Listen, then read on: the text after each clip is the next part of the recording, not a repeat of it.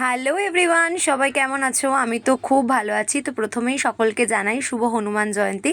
Hanumanji happy birthday. তো এই ভিডিওটা কিন্তু রিসেন্টলি নয়, প্রচুর দিন আগেই শ্যুট করা।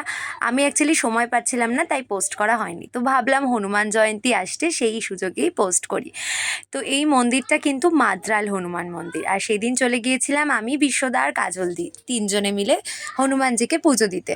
আসলে আমাদের অনেক দিন ধরেই প্ল্যান হচ্ছিল এখানে যাব পুজো দিতে, কিন্তু কিছুতেই সময় করে উঠতে পারছিলাম না তিনজনে মিলে একসাথে।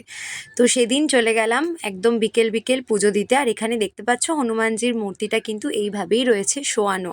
এর আগেও কিন্তু আমি এই মন্দিরে বহুবার গিয়েছিলাম, কিন্তু পুজো দিতে যাওয়া হয়নি। তো এইবার ঠিক করলাম না, পুজো দিতে যাই। তো প্রথমেই এখানে প্রচুর লাইন পড়ে, লাইন দিয়েছিলাম পুজো দেওয়ার জন্য। আর খুব সুন্দর করে না এখানে তোমরা পুজো দিতে পারবে। আর পুজো দেওয়ার পর এই যে আমরা ধূপ মোমবাতি দেখিয়ে নিচ্ছি। আমার জামা কাপড় দেখে নিশ্চয়ই তোমরা বুঝতে পারছো এটা শীতকালের ভিডিও। মানে আমি কতটা ল্যাথখোর, কত দিন বাদে আমি পোস্ট করছি।